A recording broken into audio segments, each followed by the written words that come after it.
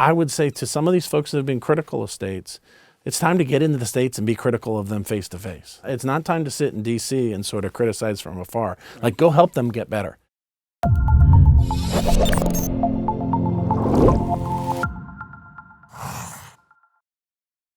Chris, thank you so much for being here. Thanks, Andy. So I've been talking recently with state level leaders about what we have learned over the past, call it 5, 10, 15 years worth of state level reform. And I could think of no better person to invite than you, given your role over the last several years. So let's actually start there. You were ending a very successful, in my words, you're too modest to say that, tour as the head of Ccsso. So why don't you tell us what Ccsso is and what you've been up to the last few years? So Ccsso is the organization that represents the state superintendents of education. And, we've had the opportunity over the last 10 to 15 years to work together as states to raise standards across the country, write better assessments, work on things like teacher preparation. And now we're sort of beginning to think about how do we make sure every kid has a career-ready possibility as well as a college-ready possibility.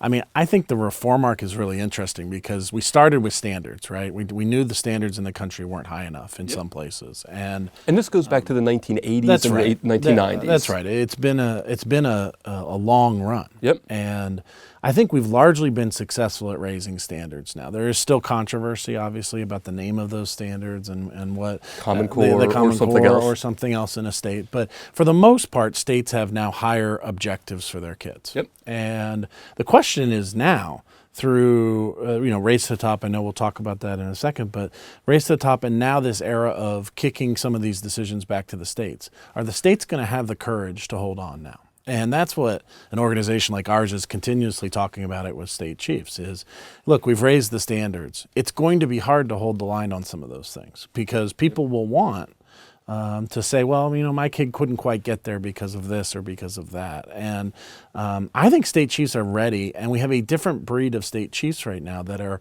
more reform-oriented, more interested in making sure all kids achieve these standards. So I think we're at a moment in the country's history where since all these decisions are now going to be made at the state level, it is so important to have that state role be strong. So that's perfect segue. So let's talk in a minute about why states have so much more power now than they had. So that's the Every Student Succeeds Act, passed in 2015, that states are now implementing new accountability systems. But before we talk about ESSA, to understand it, we should probably talk about what the era that came before. Yeah. So in 2002, the No Child Left Behind Act got signed into law, and then, so that was really the Bush administration's effort. Then we had the Obama administration's Race to the Top effort. So why don't you just reflect a little bit on, as you and your members, these state chiefs, thought about reform over the past, 5 or 10 years. A big question was always, is the federal government doing too much? Are they pushing us too hard? How did that look from the state's point of view? Well, I think there's some truth to the fact that there was too much prescription from the federal side. But I will say at the beginning of all this, I was in a state in 2003, 2004. And the way it felt to us was we weren't being transparent about disaggregating data yet. We were not showing gaps between low-income and minority kids and white kids in the state I was in. Yep. And so the federal government's No Child Left Behind Act forced us to do that in a good way. So, I think there's a lot of power to that. That at the time was bipartisan. And I think it just kind of outlived its usefulness because once everybody was sort of being clear about performance and sort of putting that on the table, the next action is actually to take action about those gaps. Yep. And so No Child Left Behind was weaker on the intervention side. It was sort of prescriptive from the federal level. You could write a letter, you could reconstruct the school. There were things you could do, but you weren't forced to necessarily go there until 6 or 7 years down the road. Yep.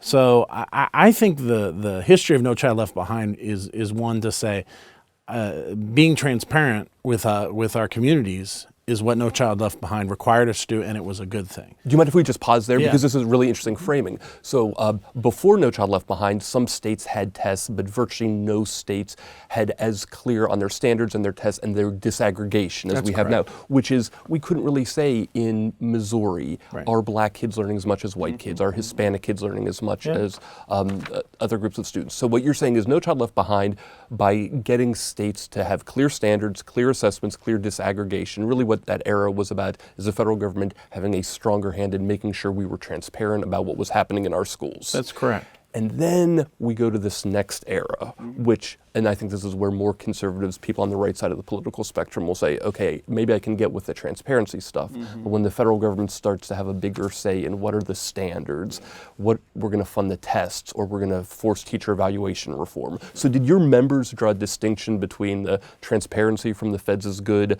but once they start to tell us more on how to make our schools better, it becomes an issue? That's the exact distinction that I'm trying to draw here, and you said it very well. I mean, the difference between transparency and then prescription is pretty clear to me.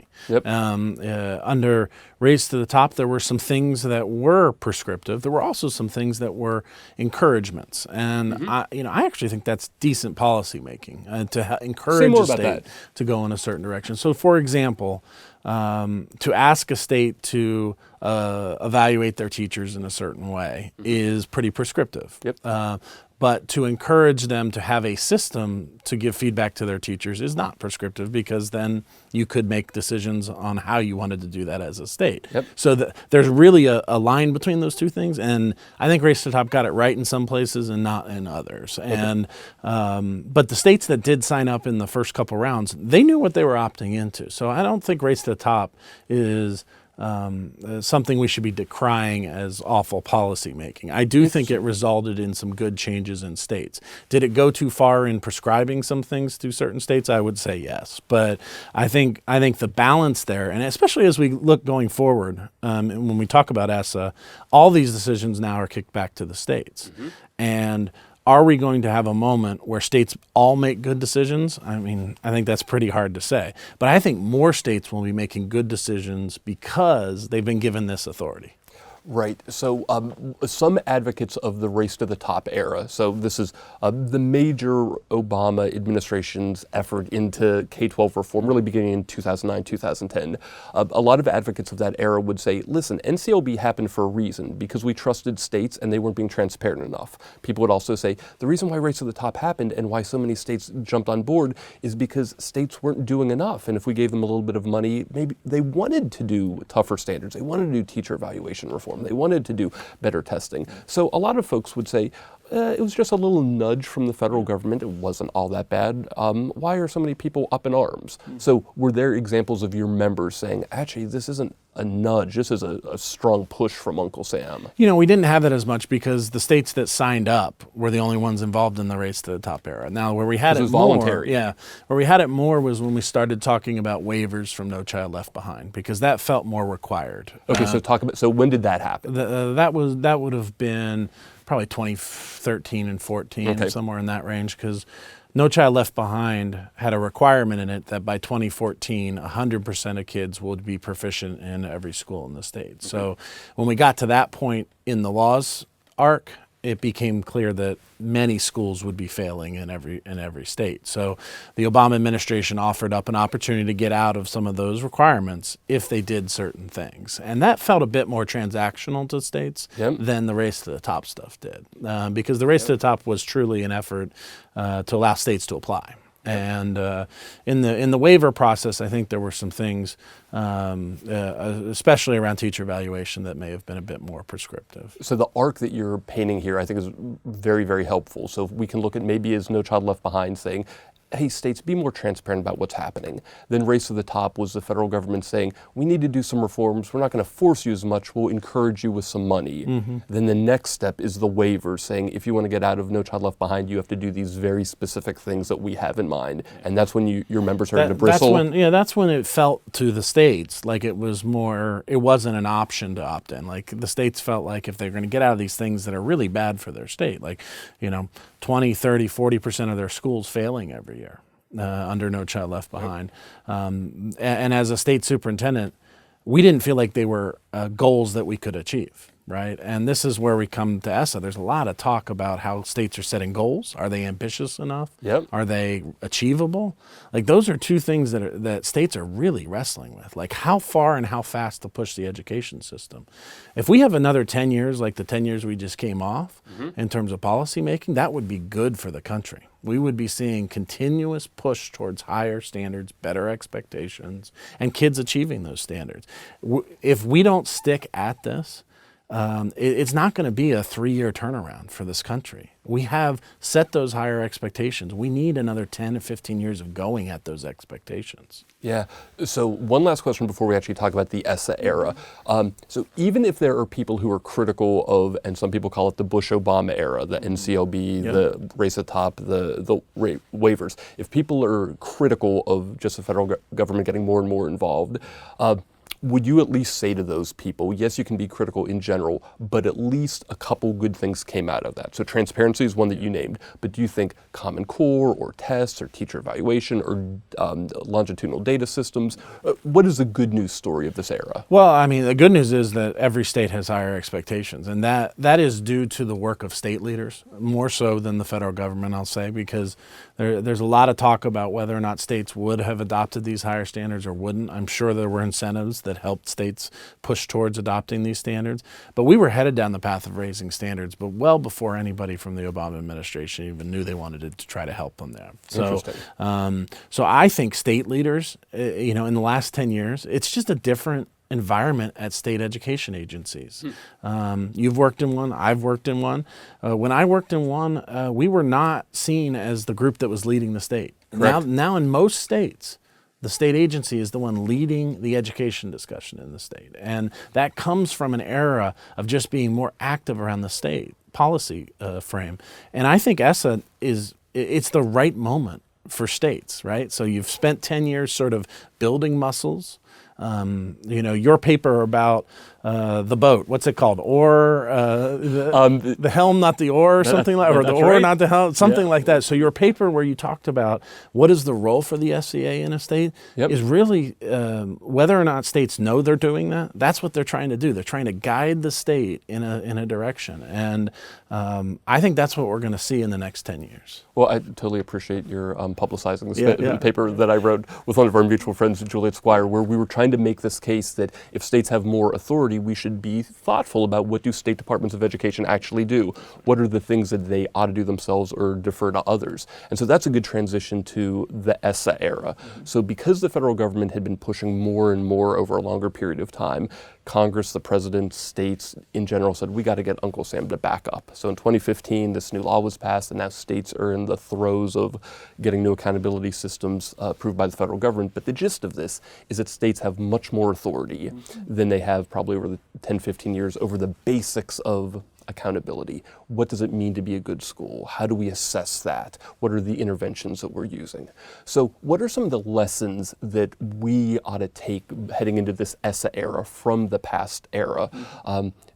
Can states be trusted now, is what a lot of progressives are saying. Do we know they're going to do the right thing? Yeah. What do you think? Well, first off, nobody should trust any states. I mean, that is not like, I'm not here saying states have made good choices in every situation. I'm not here saying that states should just be given carte blanche to do what they want. I think there is an important federal role. I think our members think there's an important federal role. So what is that? What should the feds do? I mean, I think there's a really important role for holding states accountable for results. That if we're not seeing kids do better by a set of metrics that's agreed upon in the negotiation back and forth with the federal government, I think it's important for the federal government to say, hey, that's not good enough. Like, you need to push harder on that. And I think they're doing that to a certain extent. I think in the back and forth on the plan development, we are seeing them push on certain things that some said they wouldn't push on. And so I think the states are getting their plans approved, sort of one by one now. And so the federal role to me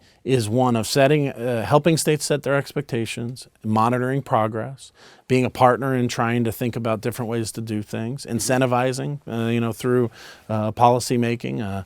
Clearly, this current administration is really interested in incentivizing school choice options. I think that's a prerogative of the federal government.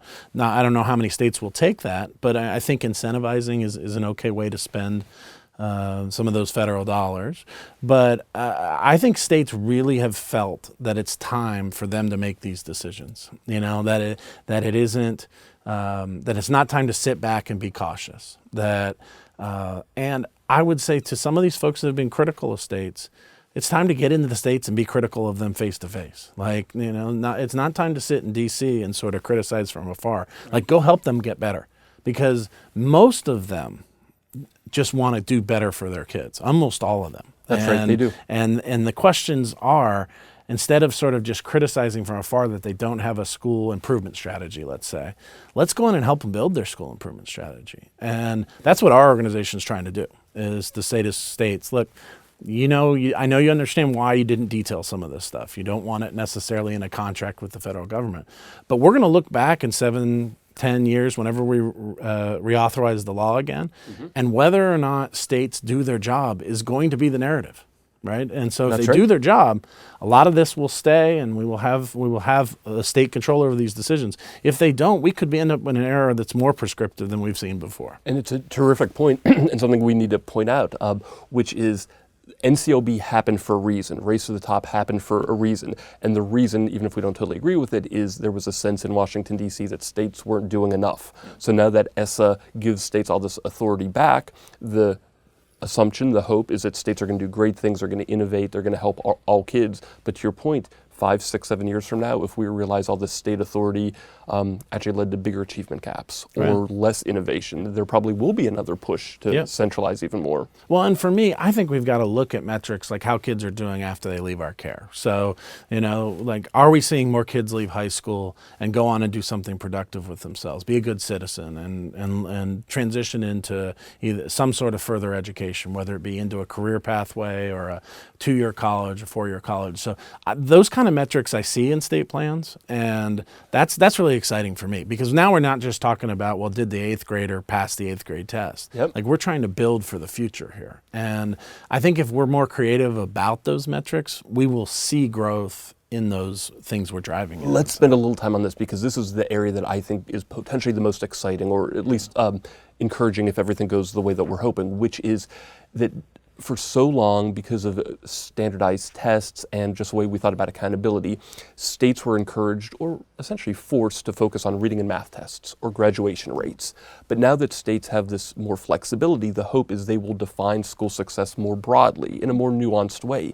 And so you alluded to one. It could be the case that this ESSA era leads to states saying high school success isn't just how many kids go to college, it's how many kids by the time they're 25 are gainfully employed, how many kids go into an apprenticeship program, how many kids graduate from college, not just go. So are we seeing any of that so far in the state plans?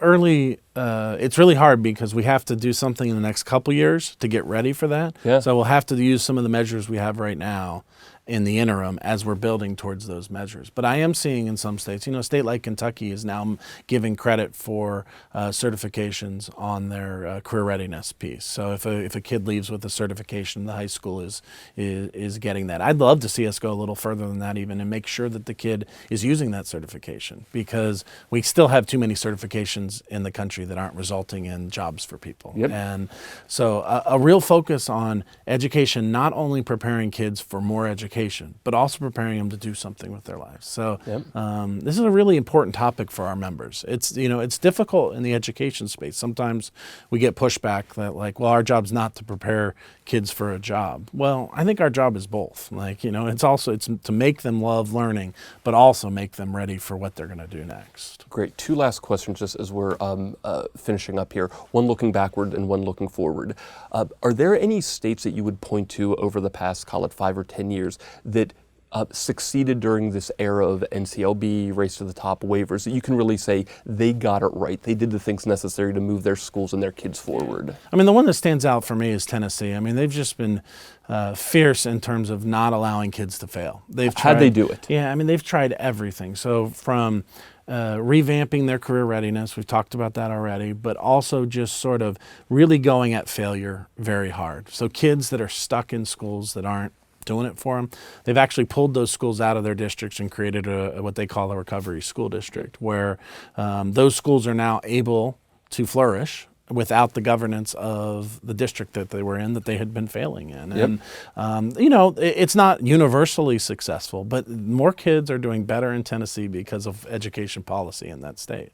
Another state, sort of consistent gains, you always hear people talk about Massachusetts, but they've dedicated themselves to 20 years. That's right. Over multiple leaders. And there's a big lesson there for me that we know how to do this. We just got to not get every time a new leader comes in, just totally shift off center, right? So they raised standards in Massachusetts. They developed better tests aligned with those standards. They made it clear to everybody in the state, these are our expectations. And then they just worked at it. They worked at it with professional development. They worked at it with how they prepare their educators. They worked at it, one of the big successes of Mitchell Chester's tenure, who just passed on, and obviously a good friend of mine, but one of the great state chiefs of this era. He was a great state chief, absolutely. But in Lawrence, a district that was failing, the state went in and redid the governance of that district, and they did it in a way where the community felt part of that reboot. It was done with them, not to them. Yeah, and so there's really a lot of lessons to learn from those types of things. So, I mean, really, the Massachusetts and Tennessee stories are a story of dedicating yourself to something and sticking with it. And education policy, we don't do that often. We come in, we lead for 3 years, and then we go.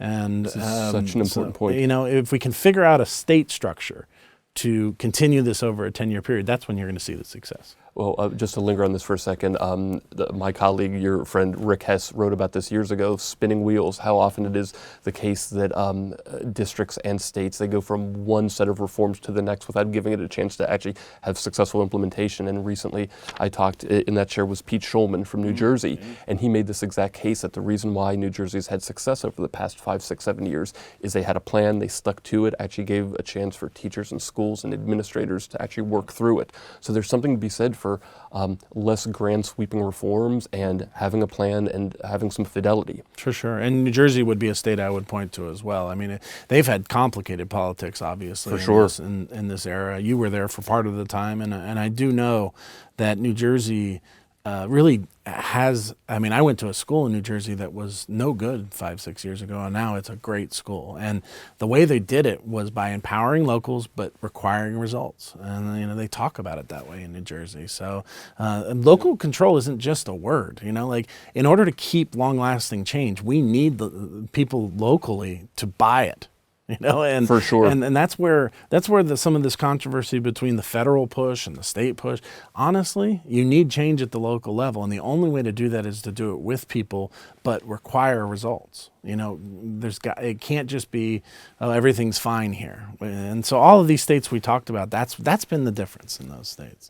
This is one of my big lessons of 20 years working in public policy at the federal and state level, is you can have these grand visions at the highest level. And I think either Rick Hess or someone else came up with this great line that Washington or a state capital can force people to do something. They can't force them to do it well. Yeah. So unless you have state and local buy-in, your grand plans are only going to get so far.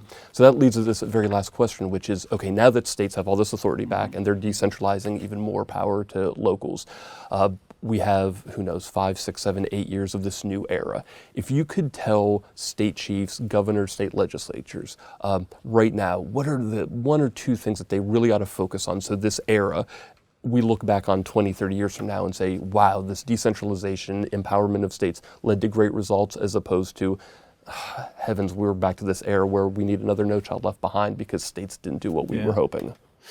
To state chiefs and don't care as much of what school districts are doing, but care a lot about how the results they're getting for their kids. And I'm not talking about test scores, right? I'm talking about, are more kids in our state on a trajectory to do something with their life? It's really hard to do something after high school without a high school degree or without the ability to read and write and do math, And so, granted, these test scores don't tell everything, but they are a good indication of whether a kid could do something. And so holding on to some high expectations in your state is really like job one. And it will be very easy to erode that without you kind of even noticing.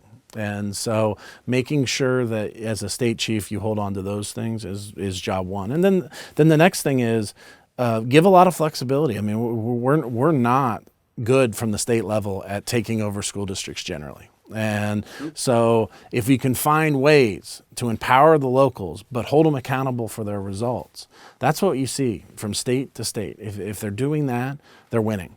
And then the last thing is just don't be afraid to make a change. It really, you have to go in and do something different. If you just keep doing what we've been doing, you're going to get the same results. And there are far too many states still that even with these ESSA plans, I'm really proud of what states have put forward, but at the same time, they can get better. And there are some things that aren't in ESSA that you should be doing. Things like school improvement. You didn't have to sort of identify how you were going to improve schools very specifically in the ESSA plans, but you better have an idea of what you're going to do as a state.